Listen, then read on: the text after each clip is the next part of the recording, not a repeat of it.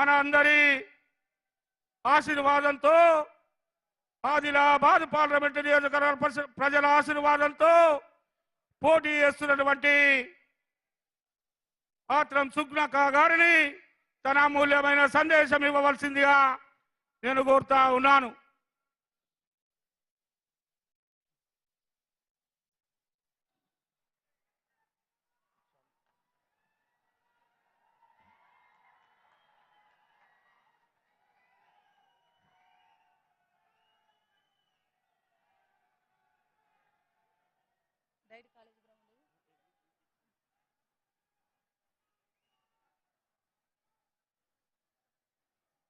ఈరోజు diet college ground Adilabad నలుమూలల నుంచి అన్ని 7 నియోజకవర్గాల నుంచి తరలి వచ్చినటువంటి అన్నలకి అక్కలకి ఈరోజు నా నామినేషన్ సందర్భంగా మీకందరికీ కూడా శిరస్సు వంచి పాదాభివందనాలు తెలియజేస్తున్నా.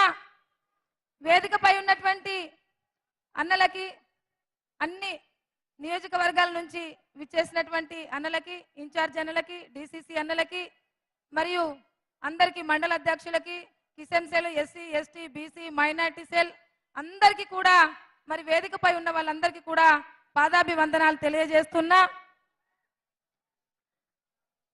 ఇప్పుడు ఒక 5 నిమిషాలలో మరి తెలంగాణ రాష్ట్ర ముఖ్యమంత్రి వర్యులు శ్రీ గౌరవ రేవంత్ రెడ్డి గారు మరి ఇప్పుడు 5 నిమిషాలలో రాబోతున్నారు. నా నామినేషను మరి గౌరవనీయులు శ్రీ రేవంత్ రెడ్డి గారి హయాంలో మరి నా నామినేషన్ దాఖలు చేయబడుతుంది. మీరందరూ కూడా ఈరోజు ఇంతమంది వచ్చి అన్నలు అక్కలు తమ్ములు అందరూ కూడా ఈరోజు వచ్చి నన్ను ఆశీర్వదిస్తున్నారంటే చాలా ఆనందంగా ఉంది. మీకు చేతులెత్తి నమస్కరిస్తున్నాను. రాబోయే రోజుల్లో ఆదిలాబాద్ పార్లమెంటు నుంచి ఘన మెజార్టీతో నన్ను ఒక ప్రశ్నించే గొంతుకగా మీరందరూ పార్లమెంటుకు పంపిస్తారని ఆశిస్తున్నాను. తప్పకుండా మీ మధ్యలో ఉంటానని, మీ సమస్యలో భాగస్వామిని అవుతాననే మరి నా ఉద్యోగానికి కూడా రీజన్ చేసి రావడం జరిగింది. మొట్టమొదటిసారిగా ఆదిలాబాద్ పార్లమెంటుకి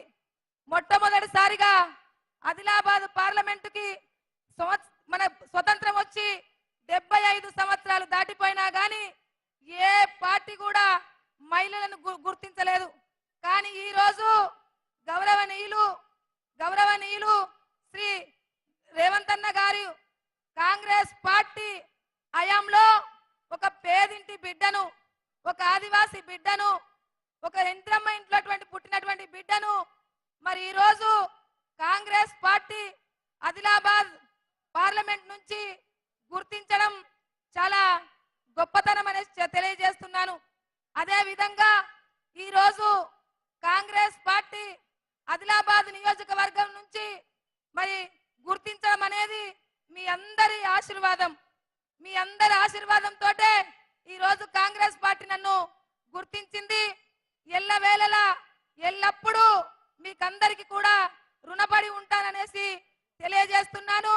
అదే విధంగా రాబోయే రోజుల్లో నన్ను ప్రశ్నించే గొంతుకగా పార్లమెంటుకు పంపిస్తే నేను సచ్చే వరకు మీ యొక్క కష్టాల్లో, మీ సమస్యల్లో నేను తప్పకుండా భాగస్వామిని అవుతాననేసి ఈ సందర్భంగా తెలియజేస్తున్నాను.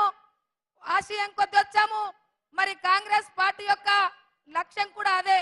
బడుగు బలహీన వర్గాల అభివృద్ధి జరగాలనేటువంటి ఒక లక్ష్యము కాంగ్రెస్ పార్టీది. కాబట్టి అందుకే కాంగ్రెస్ పార్టీ నుంచే నేను మరి పార్లమెంట్ అభ్యర్థిగా బరిలో ఉన్నాను. అందుకే అన్నలారా, అక్కలారా మీరందరూ కూడా ఆశీర్వదించి హక్కున చేర్చుకొని నన్ను ఒక ప్రశ్నించే గొంతుకగా ఢిల్లీ పంపిస్తారనేసి ఆశయంతో ఉన్నాను. వచ్చే నెల 13న మరి చేతి గుర్తుకు ఓటేసి నన్ను గెలిపిస్తారనేసి కోరుకుంటున్నాను. ఒక్క అవకాశం ఇవ్వండి. మొట్టమొదటిసారిగా ఆడిబిడ్డకు ఆదిలాబాద్ పార్లమెంట్ నియోజకవర్గం నుంచి మొట్టమొదటిసారిగా ఆడిబిడ్డకు అవకాశం ఇచ్చిండ్రు. మీకందరికి కూడా చేతులెత్తి దండం పెడుతున్నా, కొంగు జాసి అడుగుతున్నా, నాకు ఒక్క అవకాశం ఇవ్వండి, మొదటిసారిగా ఒక్క అవకాశం ఇవ్వండి అనేసి కోరుకుంటున్నా. ఎందుకంటే గతంలో బీఆర్ఎస్ చూసాము, బీజేపీ వాళ్ళని చూసాము, వాళ్ళిద్దరు కూడా పాత వ్యక్తులే. మరి నేను కొత్తగా వచ్చినటువంటి వ్యక్తిని. ఒక్క అవకాశం ఇస్తే రేపు రాబోయే రోజుల్లో మీ అందరితో కలిసి ఉంటానని నేను కోరుకుంటున్నా. దయచేసి ఒక్క అవకాశం ఇవ్వండి. మొదటిసారిగా ఒక మహిళకు అవకాశం వచ్చింది కాబట్టి మహిళకు అవకాశాన్ని ఇచ్చి నన్ను పార్లమెంటుకు పంపిస్తే మరి ఈ ప్రాంతం ఆల్రెడీ మనం కష్టపడి మరి తెలంగాణ రాష్ట్రాన్ని ఒక కాంగ్రెస్ ప్రభుత్వాన్ని ఏర్పరచుకున్నాం. మరి దేశంలో కూడా మరి కాంగ్రెస్ ప్రభుత్వాన్ని ఏర్పరచుకొని రాహుల్ గాంధీ గారిని ప్రధానమంత్రి చేస్తే రేపు దేశము, రాష్ట్రము, ప్రాంతాలు అన్ని కూడా మరి అభివృద్ధి చెందుతాయి. ఎందుకంటే మనం చూస్తున్నాం, కాంగ్రెస్ కుటుంబం అంటేనే త్యాగాల కుటుంబం. ఇందిరాగాంధీ గారి నుంచి మొదలుకుంటే మరి ఇప్పుడు రాజీవ్ గాంధీ, ప్రియాంక గాంధీ వరకు మరి ఎన్నో త్యాగాలు చేసినటువంటి కుటుంబం.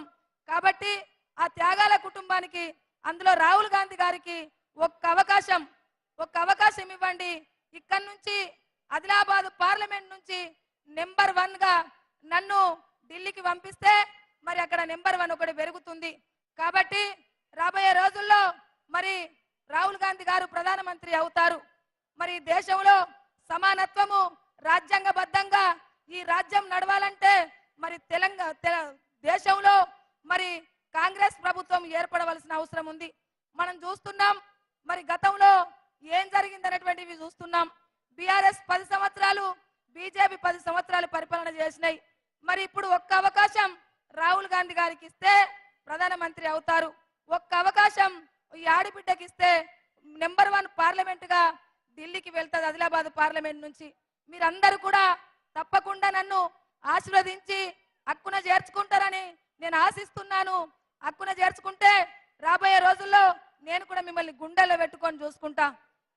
కాంగ్రెస్ పథకాలు, 6 గ్యారంటీలు మీ గడపకు తీసుకురావడానికి మేమందరం కూడా కృషి చేస్తాననేసి వేదికపై ఉన్నటువంటి వాళ్ళందరి సలహాలు సూచనలు తీసుకుంటూ, మీ అందరి సలహాలు సూచనలు తీసుకుంటూ ఈ ప్రాంత అభివృద్ధి కొరకు పాటుపడతాననేసి ఈ సందర్భంగా తెలియజేస్తూ, నాకు ఎల్లప్పుడూ తోడు నీడగా ఉన్నటువంటి మీడియా మిత్రులకు కూడా, గతంలో నేను ఉద్యమాలు చేస్తున్నటువంటి క్రమంలో కూడా నాకు మీడియా మిత్రులు ఎల్లవేళ అండదండలుగా ఉండి సమస్యలను బయటకు తీసుకొచ్చినటువంటి మీడియా మిత్రులు, ఇప్పుడు కూడా ఆ రోజు నాకు కాంగ్రెస్ పార్టీ అభ్యర్థిగా గుర్తించక ముందు కూడా నాకు ఎంతో సపోర్ట్ చేసినటువంటి మీడియా మిత్రులు, ఇప్పుడు కూడా నాకు ఎల్లవేళలా ఈ ప్రజల్లో ఉండడానికి, ప్రజా సమస్యలో ఉండడానికి కూడా మీడియా మిత్రులు కూడా నాకు సపోర్ట్ చేస్తారనేసి వాళ్ళకు కూడా చేతులెత్తి నమస్కరిస్తున్నాను. తప్పకుండా మీరంతా కూడా నన్ను ఆశీర్వదిస్తారు కోరుకుంటున్నా. Thank you. జై కాంగ్రెస్, జై కాంగ్రెస్. చేతి గుర్తుకే, చేతి గుర్తుకే, చేతి గుర్తుకే.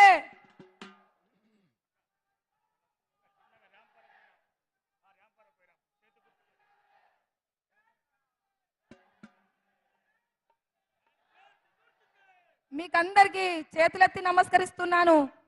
నన్ను ఆశీర్వదించండి, నన్ను హక్కున చేర్చుకోండి. మీ మధ్యలో ఉంటాను, మీ సమస్యలో ఉంటాను, మీ సమస్యలో ఉండడానికే వచ్చాను. ఒక్క అవకాశం ఇవ్వండి ఆడిబిడ్డకు, ఒక్క అవకాశం ఇవ్వండి ఆడిబిడ్డకు. కొంగు చాచి అడుగుతున్నాను. మీ ఆడబిడ్డ, మీ అక్క, మీ చెల్లె, మీ ఇంటి ఆడబిడ్డ అనుకొని ఒక్క అవకాశం ఇస్తే తప్పకుండా నా